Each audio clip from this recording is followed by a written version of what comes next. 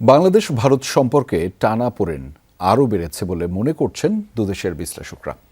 তবে দিল্লি গঙ্গা চুক্তি নবায়ন, তিস্তা সমস্যার সমাধান আর দণ্ডিতদের ফিরিয়ে দিলে সংকটের দ্রুত সমাধান হবে বলে আশাবাদী তারা। সেই সাথে প্রধানমন্ত্রী দিল্লি সফর করলেই অনেক কিছু সহজ হতে পারে বলে ধারণা তাদের। আর তারেক রহমান, নরেন্দ্র মোদী বসলে সব সমস্যার সমাধানেরই পথ খুলবে বলে আশাবাদী ঢাকায় ভারতীয় হাইকমিশনার দীনেশ ত্রিবেদীর। সোমবার প্রধানমন্ত্রী তারেক রহমানের সাথে তার প্রথম সাক্ষাৎ হওয়ার কথা। ডক্টর ইউনূসের অন্তর্বর্তী সরকারের সময় থেকেই চূড়ান্ত টানাপোড়েনে ঢাকা দিল্লি সম্পর্ক।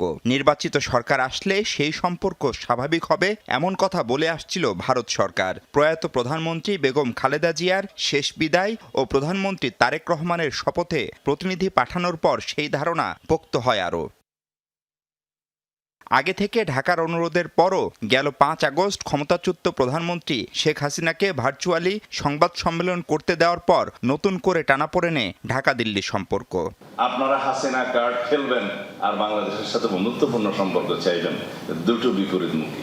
বিশ্লেষকরাও বলছেন, আস্থার সংকটই বাংলাদেশ ভারত সম্পর্ক ঘোলাটে করেছে, তা আরও বাড়িয়েছে দিল্লিতে 5 আগস্টের অনুষ্ঠান।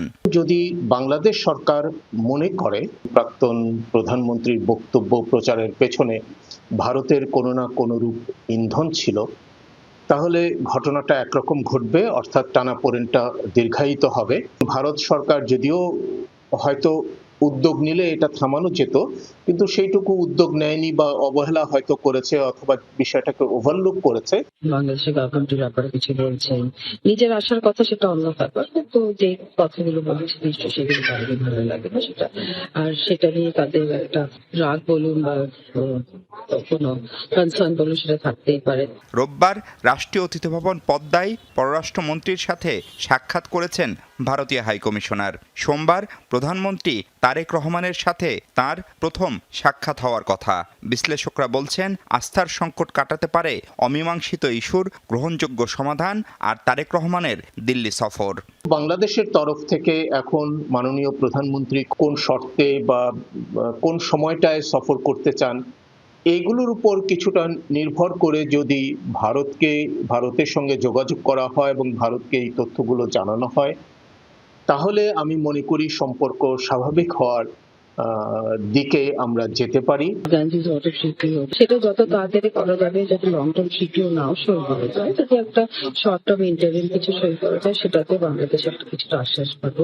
পানির ব্যাপারে যদি বায়োল্যাটারাল কোনো ডিসকাশন ডায়ালগ এগিয়ে যায় আর একটা কোনো পজিটিভ আউটকাম হয়, তাহলে নিশ্চয়ই একটা কনভে করবে বাংলাদেশকে যে ইন্ডিয়ার পজিটিভ ইন্টেনশন। এদিকে ভারতের হাইকমিশনার দীনেশ ত্রিবেদী বলছেন, সম্পর্কে নেতিবাচক কিছু নেই। দুদেশের মানুষই পারস্পরিক সম্মান ও মর্যাদার আচরণ চাই উল্লেখ করে শীর্ষ নেতাদের বৈঠকের ব্যাপারে আশাবাদ জানান তিনি। আমার মনে হচ্ছে when two leaders meet, lot of problems are sorted. Bangladesh and India এই পিপল টু পিপল সম্পর্ক খুবই ভালো। এই সম্পর্কটা আমাদের গভর্নমেন্টাল লেভেল থেকে ভালো করতে হবে। এর আগে যমুনা ফিউচার পার্কে ভারতীয় ভিসা সেন্টারে শিশুদের জন্য খেলার জায়গা উদ্বোধন করেন হাইকমিশনার। মাহফুজ মিশু, যমুনা নিউজ, ঢাকা।